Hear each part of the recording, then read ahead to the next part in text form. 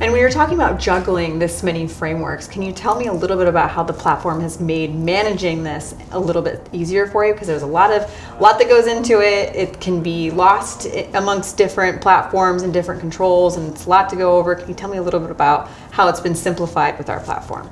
Yeah, I mean, I think the highlight for us on the platform has actually been for compliance around employees. So like just the ability to quickly turn on like certain elements of this onboarding and compliance that shoots out an email to, the employees in the business.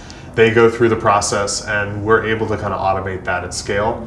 But I really want to highlight your team because I think that's the thing that actually makes it so powerful for us. So like we've been working alongside Dev and Yogesh on your team, and they're super responsive.